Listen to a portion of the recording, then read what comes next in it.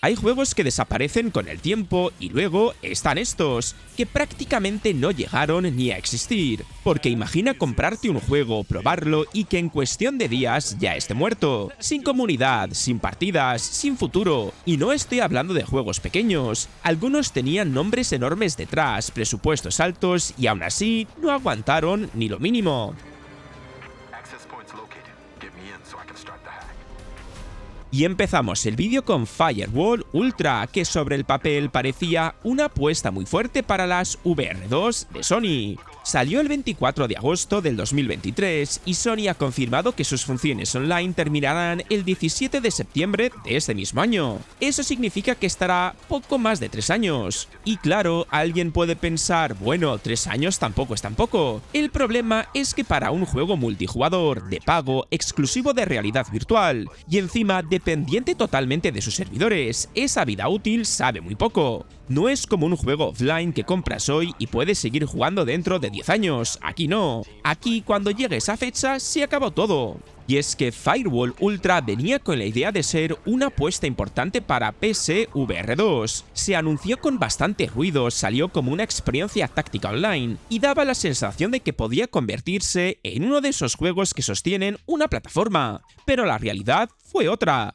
El juego no terminó de enganchar a suficiente gente. El entorno de PSVR2 seguía siendo bastante pequeño y encima el estudio First Contact Entertainment acabó cerrando en 2023. Ahí ya se notaba que el futuro del proyecto quedaba bastante tocado.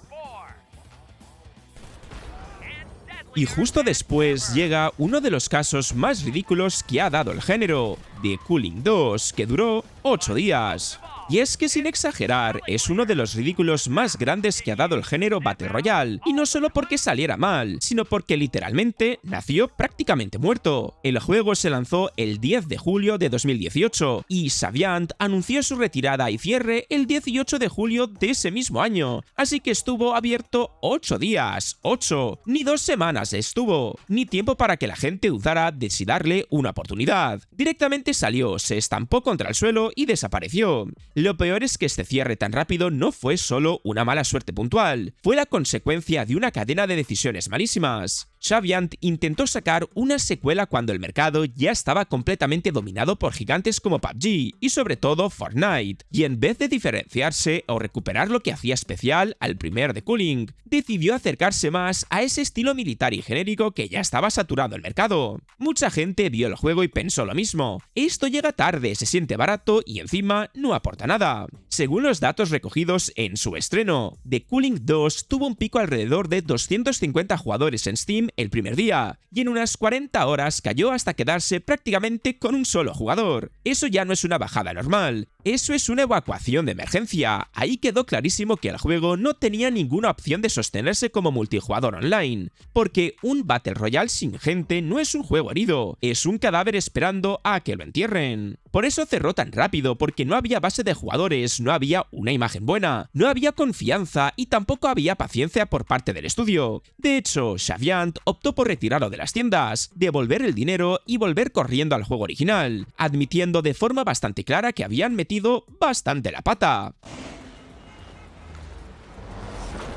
Luego tenemos Sudden Attack 2, que venía de una saga gigante y aún así solo aguantó 85 días. Se lanzó el 6 de julio del 2016 en Corea del Sur y sus servidores cerraron el 29 de septiembre de ese año. Eso significa que estuvo abierto 85 días u 86 si cuentas también el día de lanzamiento. Vamos, ni 3 meses completo. ¿Y qué le pasó? Pues una mezcla de malas decisiones, mala recepción y una imagen pública que se torció casi desde el principio. Sudden Attack 2 venía como una secuela de una saga enorme en Corea, así que había las expectativas muy altas. El problema es que el juego no salió arropado por elogios. Mucha gente lo criticó porque no se sentía como el salto que prometía, y encima hubo una polémica muy fuerte por el diseño hipersexualizado de algunos personajes femeninos. La reacción fue tan mala que Nexon acabó retirándolos del juego poco después del lanzamiento. Cuando ya estás corrigiendo a la desesperada en pleno estreno, mala señal. Pero lo más grave no fue solo la polémica, sino que el proyecto ya transmitía sensación de caos. Fuentes de la época señalaron que el cierre se justificó por el final del contrato entre Nexon y el desarrollador, algo que suena más a problema interno serio que a simple ajuste de estrategia. día. Y claro, cuando un online nuevo da problemas de imagen, no engancha como debería y además parece tener líos por dentro, la confianza del público se desploma. Nadie quiere invertir tiempo en un juego que huele inestable desde la primera semana. Y ahora vamos a pasar con un caso curioso porque parecía tenerlo todo para triunfar, con Apex Legends Mobile, con una marca potente, mercado enorme y aún así se quedó en 349 días, ni un año. Y es que su lanzamiento global fue el 17 de mayo del 2022 y Respawn anunció que dejaría de estar operativo el 1 de mayo del 2023. Ni siquiera llegó al año completo. Para un juego online free to play respaldado por una marca tan fuerte como Apex Legends, eso es una barbaridad. Y claro, aquí está lo llamativo. No estoy hablando de una IP desconocida ni de un experimento pequeño. Era Apex, tenía nombre, tenía visibilidad. Tenía detrás a Respawn y además estaba metido en uno de los mercados más grandes del mundo, el móvil. Sobre el papel parecía una apuesta facilísima de sostener, pero una cosa es entrar fuerte y otra muy distinta mantener a la gente jugando durante meses, y ahí fue donde se empezó a torcer todo. Según explicó Respawn al anunciar el cierre, el problema fue que tras un arranque potente, el juego ya no estaba cumpliendo el nivel de calidad, cantidad y ritmo de contenido que ellos consideraban necesario. Dicho de forma menos corporativa, el proyecto ya no estaba funcionando como debía, y no veían forma de mantenerlo vivo sin que siguiera perdiendo fuerza. Y eso en un juego móvil es letal, porque el mercado mobile no perdona. Si no actualizas rápido, si no mantienes eventos, si no generas sensación de movimiento constante, la gente se va a otra cosa en cuestión de segundos. Y aún más cuando compites contra monstruos que viven de enganchar al jugador durante todos los días.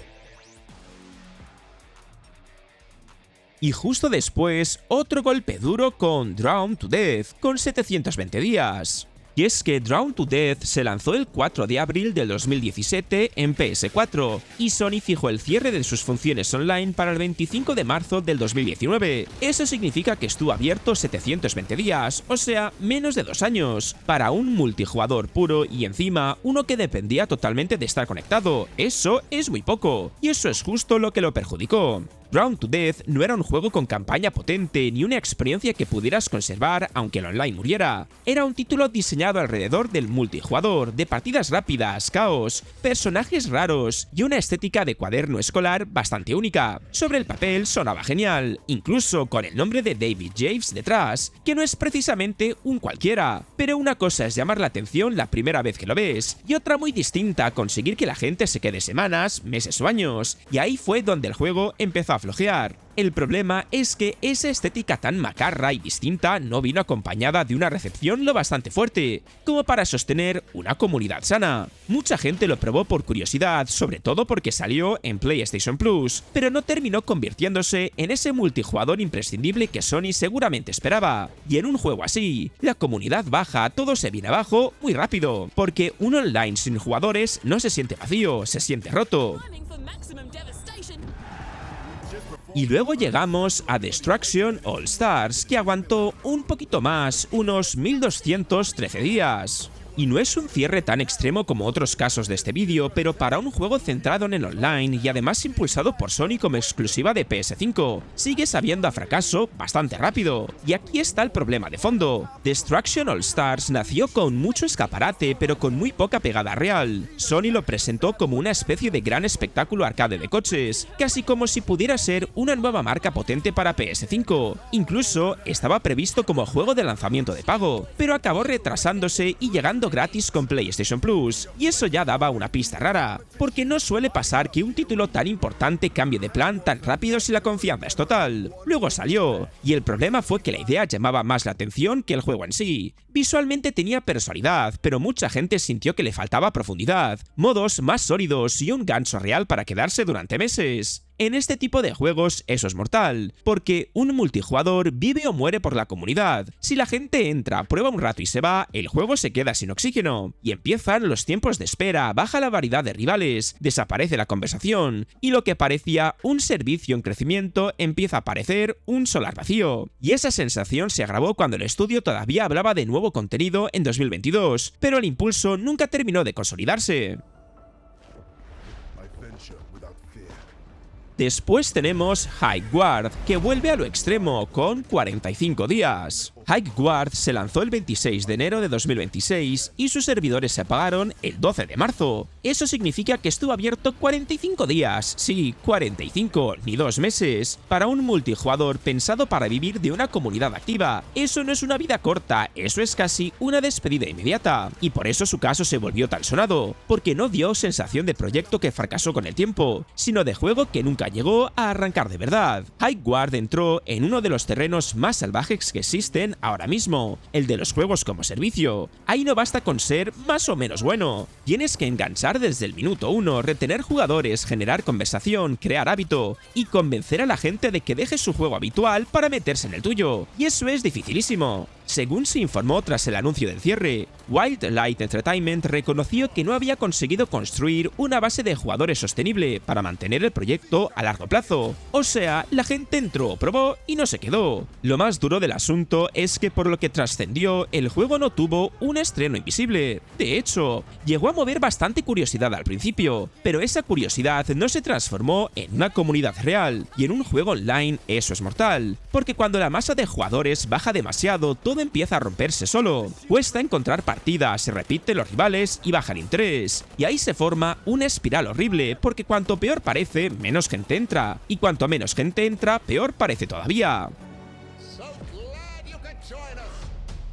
Y ahora entramos en uno de los fracasos más sonados de los últimos años, Babylon's Fall, con 361 días. Se lanzó oficialmente el 3 de marzo de 2022 y Square Enix confirmó que el servicio terminaría el 27 de febrero de 2023. Vamos, que casi no llegó a cumplir el año entero. Y para un juego como servicio, pensado para mantenerse vivo durante muchísimo tiempo, eso es un golpe muy duro. Y claro, aquí lo más fuerte no es solo que cerrara pronto, sino que Babylon's Fall tenía detrás a dos nombres que imponían respeto, Square Enix y Platinum Games. Sobre el papel parecía una combinación potentísima. Acción frenética, cooperativa online, estética de fantasía, promesa de contenido constante. Sonaba a proyecto grande. El problema es que una cosa era la idea y otra muy distinta al resultado. En cuanto salió, la recepción fue bastante mala, y mucha gente sintió que el juego era repetitivo, pobre en contenido, y muy lejos de la calidad que se esperaba de un estudio como Platinum.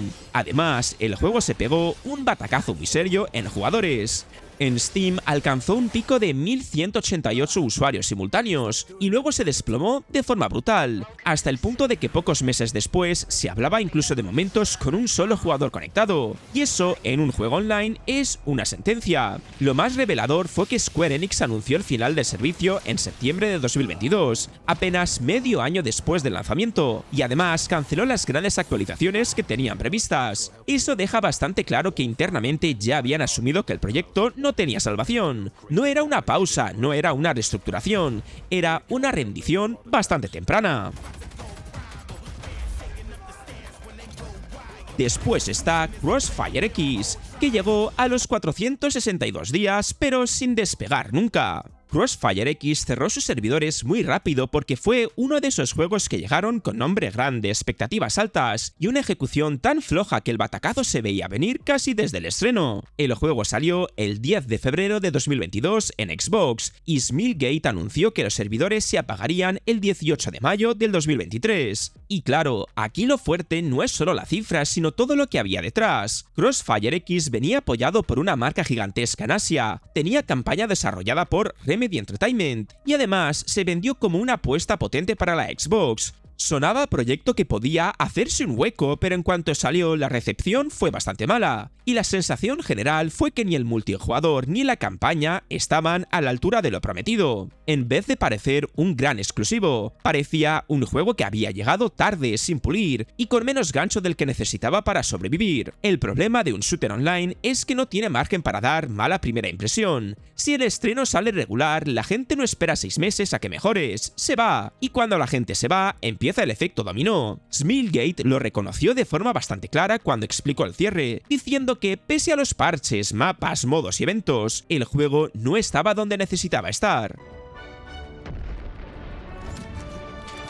Y por último, el caso más raro de todos, Yenas, con 0 días como lanzamiento oficial, cancelado antes de salir. Si quieres contarlo, solo tuvo 12 días de beta, es decir, ni siquiera tuvo la oportunidad de fracasar en el público. Así que si hablamos con rigor, el juego estuvo abierto 0 días como producto final, porque Sega lo canceló el 28 de septiembre de 2023, antes de su estreno comercial. Lo único que sí llegó a estar activo fue su beta cerrada en PC, que se celebró del 31 de agosto de 2023 al 11 de septiembre, así que contando ese periodo de prueba, estuvo jugable 12 días, o sea, ni siquiera podemos hablar de un cierre rápido normal, porque directamente murió antes de nacer. Y eso es precisamente lo que hace tan bestia el caso de Yenas. No fue el típico online que sale, decepciona y a los meses le apagan la luz, no. Aquí hablo de un proyecto que llevaba años en desarrollo, que Creative Assembly estaba vendiendo como un shooter de saqueos con estética muy marcada, humor raro y ese rollo de roba merchandising en gravedad cero. Y aún así, nunca terminó de convencer de verdad. Tenía personalidad visual, sí, pero también daba la sensación de llegar tarde, a una fiesta que ya estaba saturadísima de hero shooters, extraction shooters y juegos como servicio intentando rascar atención. Lo más fuerte es que incluso después de enseñar gameplay y hacer una beta cerrada, Sega decidió cortar por lo sano. ¿Por qué? Porque internamente ya no veían claro el negocio. La propia compañía explicó la cancelación dentro de una revisión de su cartera europea bajo la baja rentabilidad de la región, y varias informaciones de la época apuntaban a que el desarrollo había sido complicado y que el proyecto no terminaba de encontrar una dirección sólida. Traducido al lenguaje normal, Yenas llevaba demasiado tiempo, costaba demasiado dinero y no transmitía la seguridad de convertirse en un bombado capaz de justificar esa inversión. Y claro, eso en el mercado actual es letal. Si no transmite eso antes de salir, el riesgo se dispara. Y Sega, viendo el panorama, prefirió cancelarlo antes que lanzarlo, fracasar públicamente y comerse un agujero todavía más grande. Y al final, todos estos juegos dejan una sensación bastante incómoda, porque ya no es solo que desaparezcan, es que nunca llegas a sentir que realmente fueron tuyos. Los compras, los pruebas, te acostumbras y de repente un día ya no están, sin aviso real, sin alternativas, sin forma de volver. Y eso cambia completamente cómo se ven este tipo de juegos. Y ahora te toca a ti. ¿Qué juego crees que desapareció demasiado pronto y cuál te dolió más perder? Déjamelo en comentarios. Y ya sabes, si te ha gustado el vídeo dale al like, al hype y suscríbete si no lo estabas. Y echa un vistazo a la descripción, porque en Eneba tienen juegos a un precio muy rebajado. Dicho esto, nos vemos en el próximo vídeo.